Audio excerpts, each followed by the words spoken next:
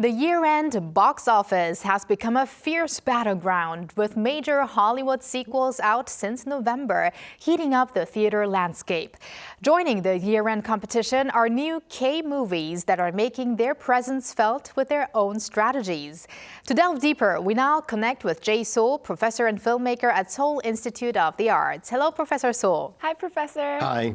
I'm here remotely, but nice to see you guys again. Nice to see you here on the screen. Now, Professor Soh, the year-end box office energy is incredibly high this season, with mega titles like Now You See Me 3, Wicked 2, Zootopia 2, and even Avatar 3 to be released soon. So how do you think this blockbuster lineup is affecting Korean movie theaters?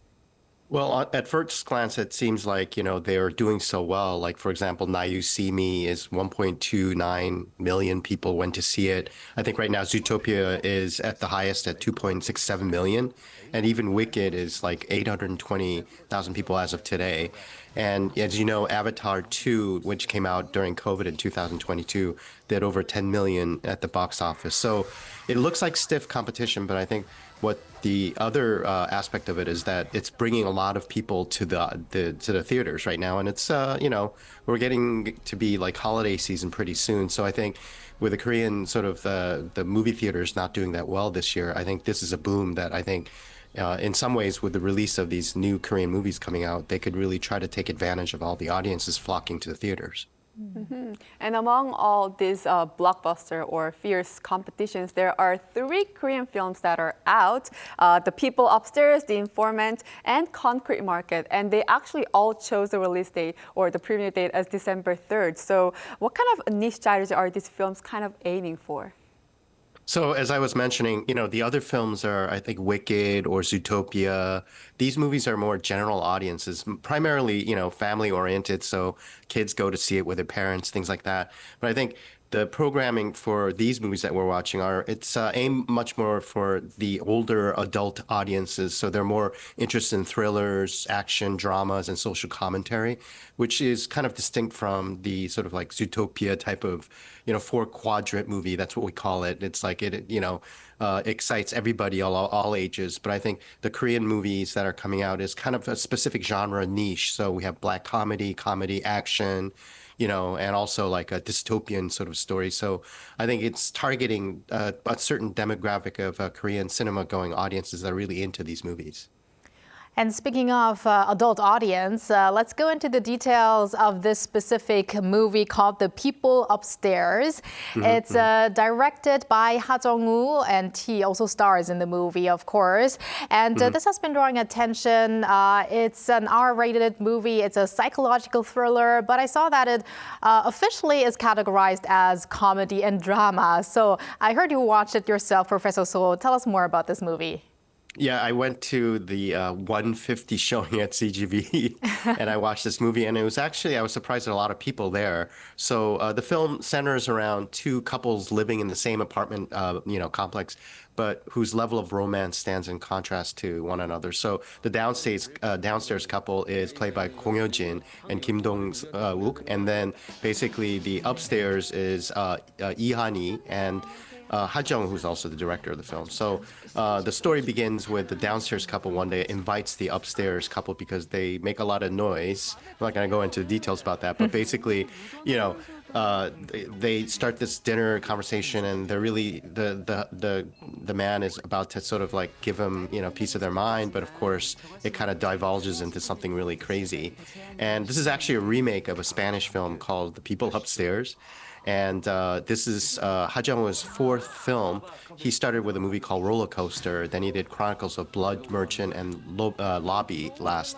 And this, I think, is his best movie so far. So I think if you go watch this, it's kind of it's not really like comedy per se, like everybody's like breaking things or things like that. But it's definitely a black comedy that really talks about sort of modern romance today in 2025. So I really enjoyed the movie, and then the performances of Kong Hyo-jin and Ha Jung-woo and Kim Dong-wook. I mean, these actors have kind of worked with each other before, so you can kind of tell like this is a really good ensemble acting with just 4 people coming out in it, and I was laughing, and I think the audience was laughing a lot as well. And also, it's a stark commentary about sort of living in an apartment. It's basically in Korea, you don't really get friends with people that live above and below you, and it's kind of like a social commentary about that as well. So I thought it was really refreshing and super movie, by Ha Jung. I'm really looking forward to that one, especially as you mentioned, some of these actors and actresses worked with each other before. And I think that Kong Yoo-jin and Ha Jung-woo chemistry is also really funny. I think more than a decade ago, Love Fiction was also a very great movie. So yeah, definitely something to look out for. And we're going to talk about another movie that's kind of on the same genre, comedy, but a little bit different, related to crime. It's Informant, or 정보원 in Korean. It has already gained a lot of attention overseas because it was the opening film at the New York Asian Film Festival. And as a kind of a hybrid genre blending comedy and crime, expectations are very high, and I'm actually very looking forward to it. I'm probably going to go catch it in the theaters on the weekend. Where do you think the appeal of this work lies? Well, it's actually the first time I think the actor Ha Sung-tae, which we've seen from Squid Game. He played one of the bad guys in the first season, and he's sort of the main actor in this movie, which I love. And he plays a former ace detective who lost his passion, drive, and investigates instinct after demotion. And basically, there's an informant played by Cho Tae-bong, like a Jo Bok-ne, and he's been earning blind money by providing critical information on major cases. So these lives kind of collide and entangle in this kind of like high stakes criminal plot leading to a crime action comedy. And I think right now it's doing pretty well. When it started, it actually hit #2 in the box office. I don't know what it's doing now, but there are a lot of people starting to flock to see it. And just the fact that Ha Sung-tae always plays a bad guy. I love the fact that, you have this kind of tough character that's basically, sort of we're rooting for him in this movie. And a lot of the comedy is oriented towards, like, I guess, making fun of all the sort of like the detective crime movies that are out there. And I've found that sort of when I watch the trailer, it just seems like it's kind of beyond your expectation to watch these tough guys going at it. And there's a lot of like funny, sort of like almost like Charlie Chaplin slapstick comedy that's happening in this movie. And I think it really kind of ignited the imagination of a lot of audiences. Now let's move on to something more serious. Concrete market. This has sparked interest as a kind of expansion of the concrete utopia universe. Why do you think this post-apocalyptic genre is continuously resonating with the Korean audience? And what new angle do you think this new film does offer? Well, it's sort of I guess, almost like a weird sequel to Concrete Utopia, which, it was sort of another dystopian situation where there's only one apartment left, in this one city, I guess, in Korea. And in this movie, Concrete Market, it's about sort of more the talking about sort of capitalism at its worst. It's another dystopian thing where there's only like one apartment standing and then another market. And the actors Lee Jae-in, who's a terrific actress, and then Hong Kyung now, who's like now coming in a lot of movies. He was in a Netflix movie recently called Good News, and that was really great. And so it's about the sort of the young people who survive despite hardships and disaster situations, and it's all about like, what I like about it is like people are, instead of money, it's all food, and it's usually like, in a tin, like can, like Spam. So they buy and sell goods, and there's a lot of bartering going on. But basically, in order to survive, you have to kind of like barter this new currency, and then all hell breaks loose when there's like a bad guy, sort of like the sort of like the evil sort of leader of this, that kind of like, Hong Kyung decides to kind of start a revolution in the movie. So it's everything that you would expect in a dystopian movie about, like, basically it's still a reflection of what Korea's like today, sort of in the vein of like Squid Game. So I think if you're into that kind of violent sort of, dystopian, looking at the kind of like the world in a very weird, twisted angle, I think this movie would be perfect for you. Well, I've watched Concrete Utopia starring Lee Byung-hun, and what I really liked about that movie is you ask yourself those many questions. What would I do in that specific situation?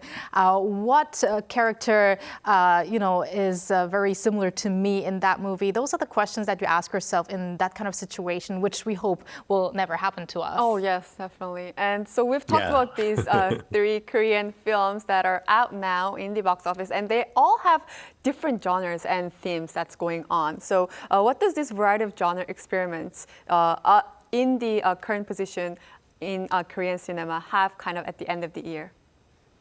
Well, I think to me personally, I think it's kind of exciting because we're at this period where I guess a lot of audiences aren't going to theaters. And one of the reasons for it, everybody blamed the COVID sort of pandemic, but at the same time, the type of Korean movies that were coming out were really similar. A lot of crime-based movies, genre-based movies that were sort of the same thing over and over again. I think, Roundup series, for example, is like a good example of that. That's a successful movie, but at the same time, there are a lot of copy movies like that. But this time, the movies are sort of lower budget. I would say of the 3, Concrete Market's the biggest budget, of course, but it's a lower budget. It's much more niche in terms of what it's trying to do. It's also like comedy-based or action-based or about sort of like a dystopian future.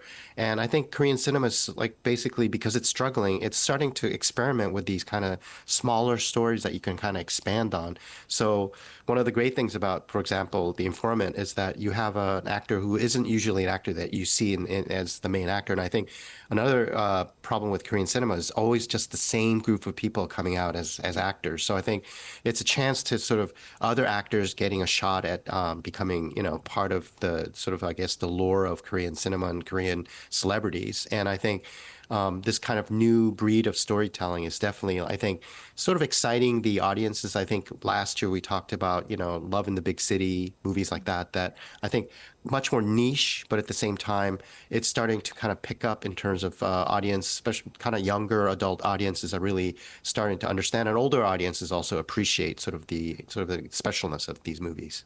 Right, and briefly expanding on that, Professor Soh, you did mention that the cinema is struggling right now still, but especially not only because of the blockbuster-driven movies in the industry, but also OTT platforms, of course. So what direction do you think Korean cinema should pursue going forward? I think in order for Korean cinema to really survive, we have to kind of take that tack where, the average budget for Korean movies are between 5 and 10 million. That's too much for, a production company to recoup the money just domestically, releasing a movie. So I think the budgets have to come down. And basically, as I mentioned before, we have to have more like actors, a variety of actors, kind of new faces that we have seen in a lot of, things like Netflix or Disney Plus or Wave, or Coupon Plus. Like you're seeing a whole bunch of new sort of generation of actors that sort of need to have a generational change. I love Lee Byung-hun too, but I mean, I can't watch him in every movie that's coming out. And also, I think the sort of the existence of the OTT platforms in Korea, like Netflix, they have the sort of the monetary power. So they're bigger budget movies. Like, I kind of mentioned earlier this movie that came out, I guess, earlier this year. It's called Good News. And that one also has Hong Kyung in it, who's basically in Concrete Market. And that's based on sort of a 1970s real event that happened where a Japanese airliner was kidnapped, basically hijacked and then taken to North Korea. So they kind of made like this black comedy version of this movie, big budget movie, but at the same time, it was on a platform that could kind of afford that. And I think so that combination of low budget filmmaking for the theaters and then sort of high budget filmmaking for more of the platforms is a better way to sort of make everybody kind of watch the movies and also create more people to come see the movies in the theaters as well. Mm-hmm. Well, if anyone in the film industry needs new faces, we'd love to play as some extra figures maybe in movies. But thank you very much, Professor Soh, for your insights today, and see you next time. Thank you, Professor. Thank you.